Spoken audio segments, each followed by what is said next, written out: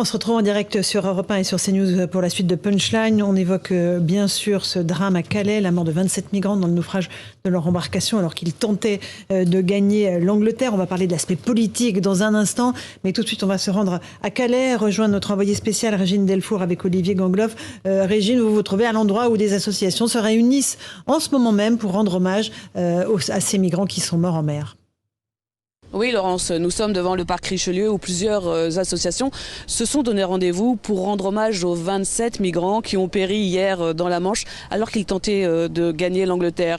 Un drame qui ne surprend pas les Calaisiens qui nous confiaient, certains nous confiaient que plusieurs traversées ont lieu chaque semaine à bord de ces longboats, ces bateaux de fortune pneumatiques où plusieurs dizaines de migrants s'entassent sans aucune sécurité. Depuis que les contrôles se sont intensifiés à l'entrée du tunnel sous la Manche, les traversées donc se multiplient.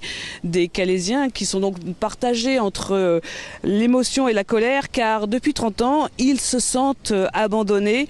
D'ailleurs, ils n'attendent rien de cette réunion prévue dimanche entre les ministres européens et la Commission européenne dont le but est de tout mettre en œuvre pour lutter contre les réseaux de passeurs. Merci beaucoup Régine Delfour et Olivier Gangloff. Je vous propose d'écouter quelques réactions d'habitants de Calais après ce drame. On est ici par solidarité pour tous ces gens qui galèrent, pour dire que c'est pas possible que la mer du Nord elle devienne un cimetière et que moi personnellement j'ai mon cœur qui saigne de voir tout ça. Je suis bénévole au Secours catholique et je accompagne beaucoup de migrants et donc vraiment pour moi c'est vraiment horrible. J'ai trouvé des solutions parce que j'ai dit, ouais, par exemple, il y a des mineurs qui ont leur famille là-bas, qu'on leur donne qu'on les fasse traverser normalement. Ça devait arriver. En plus de ça, là, ils n'ont pas la trêve hivernale, donc on leur détruit les tentes tout le temps. Et ils n'ont pas d'autres moyens non plus on se met à leur place. Sinon, on était pareil, on partirait. Voilà pour ces témoignages recueillis par Régine Delfour, Olivier Gangloff, François Pupponi. On est dans une impasse totale sur ce dossier. On se renvoie la balle entre Paris et Londres. On joue les muscles d'un côté et de l'autre. La réalité, c'est qu'on est en train d'essayer de retenir des migrants qui veulent absolument quitter notre territoire et qui n'ont aucune possibilité de faire une demande d'asile sur le sol français. Comment on peut résoudre cette impasse ? La seule solution, d'abord, il faut entre guillemets, les accueillir dignement. Ils sont là, ils sont arrivés, ils sont rentrés sur l'espace européen, ils montent jusqu'à Calais ou autour de Calais et ils dorment dans des camps de fortune. C'est dans le froid qu'il fait avec des enfants. C'est insupportable. Donc déjà qu'on les accueille dignement. Alors c'est compliqué à dire. Il faut construire des lieux où on puisse au moins les mettre dans des situations sanitaires, de sécurité maximum. Ensuite, il faut négocier avec les Anglais qu'ils acceptent que le dépôt de dossier se fasse en France. Puisque dans le cadre de l'accord du Touquet, les frontières anglaises sont en France. On est à la limite.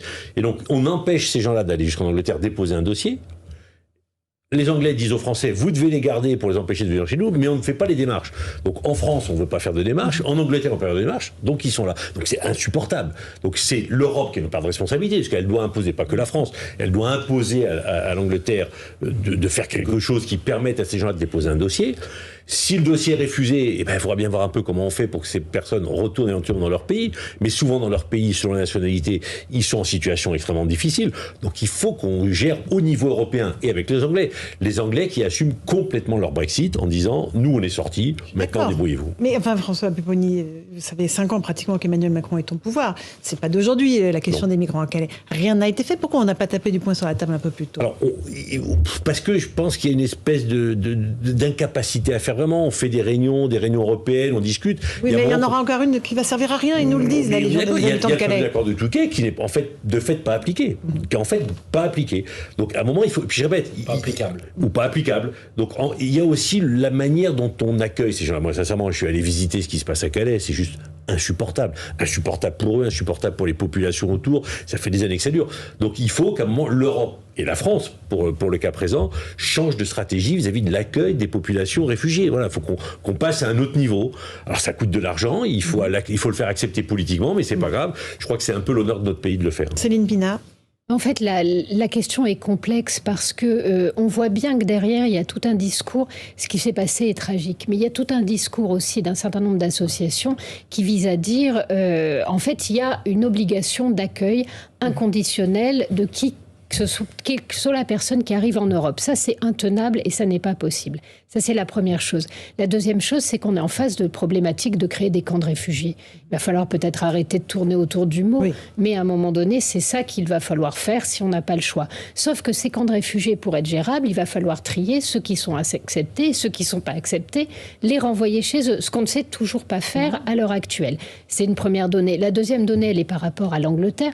L'Angleterre n'a aucun mal à affirmer sa souveraineté et à poser les choses en termes de rapport de force. Aujourd'hui, l'Angleterre s'en lave les mains, insulte la France en disant que ce qui s'est passé est la faute des Français, alors que la réalité, c'est qu'il y a 110 km de côte, que ces 110 km de côte sont impossibles à surveiller.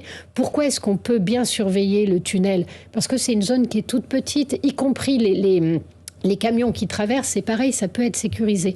On a du mal à sécuriser 110 km de côte.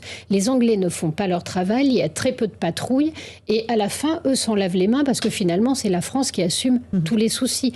Donc là aussi, à un moment donné, il va peut-être falloir assumer le bras de fer. Karim Zeribi, on a trop tardé. Je pense qu'il y a deux sujets, en fait. Il y a le sujet qui relève d'un devoir d'humanité immédiat, de faire cesser que la Manche soit un cimetière humain, à ciel ouvert. Là, il y a un vrai sujet. Il y a un vrai sujet qui relève, j'avais envie de dire, presque de notre civilisation.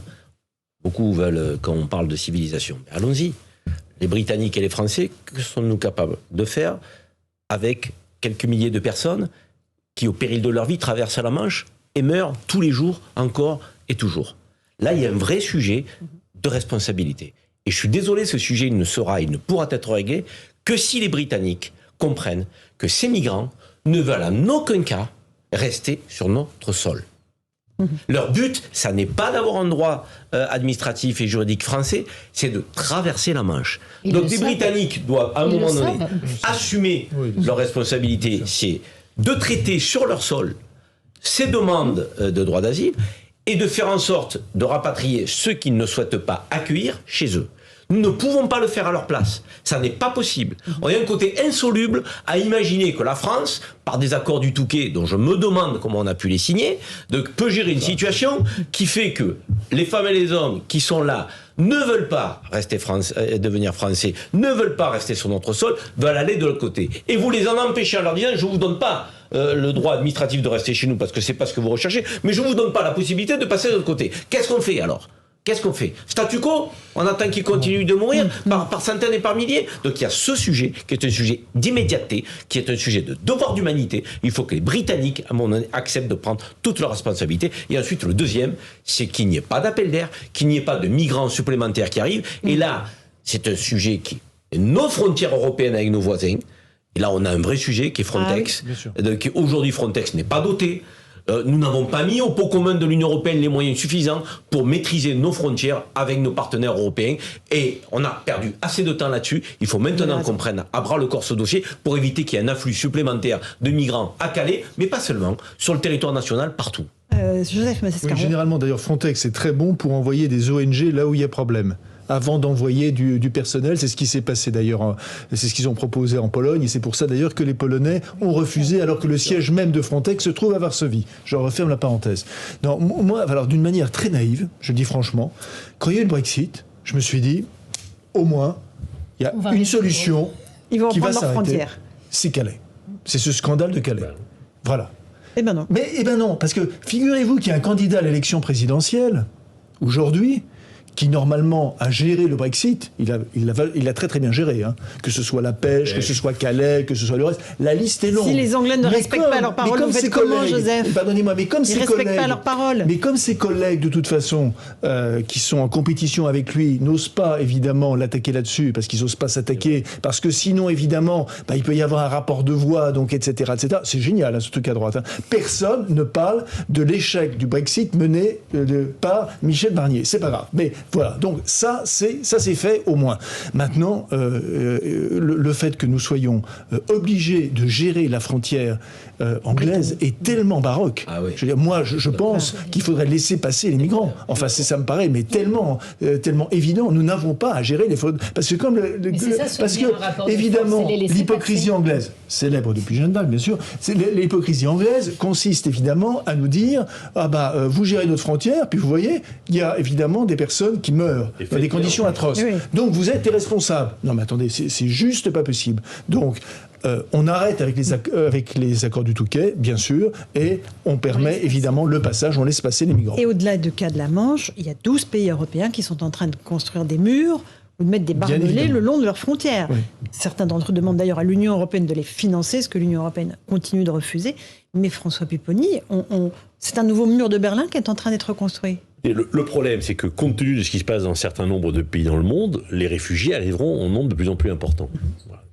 Et donc, soit on est capable de gérer La vague tous les conflits migratoire ne fait que géopolitiques commencer. qui existent, ou soit on n'est pas capable, et dans ce cas-là, ça arrivera. Donc, à un moment, on dit, soit on ne veut pas en construire des murs, soit on dit, l'Europe, oui, va accueillir ces populations parce que c'est l'honneur de l'Europe. Alors, politiquement, c'est quasiment difficilement audible pour un certain nombre de dire, mais là, on n'est plus en train de faire de la basse politique.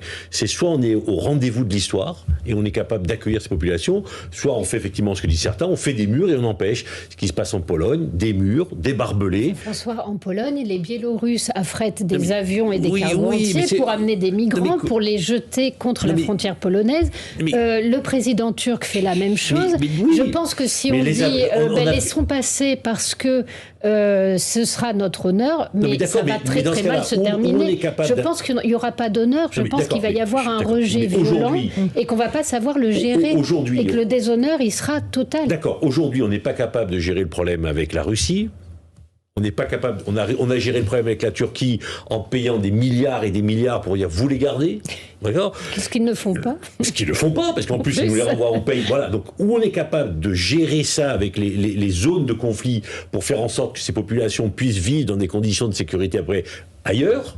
Ou si on n'est pas capable, il faut bien qu'on les accueille. Mais on ne peut pas dire, on est incapable de gérer, ils vont arriver, on va les laisser à la frontière, on va les laisser... Voilà. On ne peut pas continuer comme ça. Le problème, ce que tu dis, c'est qu'on n'arrivera pas à les accueillir. Ce qui se passera, ce sera un débordement. Les gens arriveront, mais il y aura un rejet qui sera violent. Et à un moment donné, ce sont tous les équilibres sociaux, économiques, les équilibres culturels qui vont exploser. On ne peut pas aujourd'hui dire aux gens, écoutez, comme on n'arrive pas à gérer le problème, on va baisser toutes les frontières et laisser tout le monde rentrer. Ça ne sera jamais accepté. Ça va très mal se passer. La situation est la pire. Ces populations arrivent, elles rentrent dans les pires des conditions. Une fois qu'elles sont en place, on ne sait pas les gérer. La Pologne les arrête. Alors on les accuse de tout et on les méprise un petit peu. Elles font le travail que devrait faire l'Europe, mais ça pèse sur les épaules d'un seul petit pays. Ça veut dire qu'on conçoit l'Europe, on construit des murs partout. Et on empêche les populations de regarder. Mais une frontière, c'est un mur symbolique. Non, mais c'est un choix politique. Une frontière est un mur symbolique. C'est un choix politique. Une frontière, elle dit tout le monde ne rentre pas chez nous. Et là, de la même manière, tu peux pas dire tout le monde rentrera chez nous parce qu'ils ont une telle pression en termes de population qu'on ne peut pas les arrêter. Ça, c'est entendable. Sans mettre des murs, on peut accueillir des gens. On ne peut pas accueillir tout le monde. Alors, ça, c'est une base. Quand Trump a dit qu'il allait faire ça au Mexique, ce qu'on a dit en France, c'est scandaleux, c'est une honte. On est en train de faire pareil en Europe. Donc, à un moment, quelle politique on veut mettre en place ? Voilà, la question elle est là. Et sincèrement, je pense que ça sera un des sujets de l'élection présidentielle. En tout cas, j'espère. Quelle politique on met en place ? Le pire, c'est qu'on fait des murs. On fait des murs parce qu'on n'arrive pas à faire respecter nos frontières. Mais avant, on n'avait pas besoin de murs. On les faisait respecter. Il y avait des douanes, il y avait des autorisations. Avant, il y avait quand même des pays qui avaient une forme de stabilité, même si c'était pas des démocraties exemplaires, dont nous avons aidé un peu à la déstabilisation et à la situation de chaos que nous connaissons. On peut arrêter la guerre en Syrie. Du monde occidental et de ce que nous avons fait, s'il vous plaît, je ne suis pas pour l'autoflagellation, je ne suis pas pour qu'on fasse rentrer tous les migrants et l'immigration incontrôlée dans le pays, mais je suis quand même pour qu'on reconnaisse un petit peu qu'au cours des 20 dernières années, l'Irak, c'était stable, c'est devenu le chaos, la Syrie, c'était stable, c'est devenu le chaos, la Libye, c'était stable, c'est devenu le chaos, donc l'Afghanistan, pendant 20 ans, maintenant, c'est les talibans qui reprennent le pouvoir, excusez-moi, mais ça ne s'est pas fait tout seul. Donc moi je veux bien qu'on construise des murs, mais quand on a déstabilisé des régions entières qui n'étaient pas des démocraties, certes, Est-ce que c'était à nous de donner le sentiment et faire semblant qu'on allait l'importer, cette démocratie? Force est de constater qu'on a créé plus de chaos qu'il n'y en avait. Les grandes vagues migratoires sont très économiques aussi, très liées à la situation économique dans les pays. Quand vous avez des Syriens, quand vous avez des Irakiens, quand vous avez des Libyens, quand vous avez la Libye aujourd'hui qui est une passoire et que tout passe par là, quand vous avez des Afghans aujourd'hui, excusez-moi, tout ça, c'est quand même des choix géopolitiques. Ceux qui sont notamment passés par la Turquie, en majorité, il y avait des Marocains, des Tunisiens. Justement, ça a été une des surprises. On s'attendait à voir des Syriens, et c'était pas du tout le gros des troupes. Il faut aussi le dire. Et c'est compliqué, ces questions-là. Elles sont beaucoup plus mélangées qu'elles n'en ont l'air. Merci beaucoup à tous les quatre d'avoir participé à cette émission sur Europe 1 et sur CNews. On se retrouve dans un instant sur Europe 1 pour la suite des débats de Punchline. Et tout de suite sur CNews, Christine Kelly et ses invités pour Face à l'info. Bonne soirée sur nos deux antennes.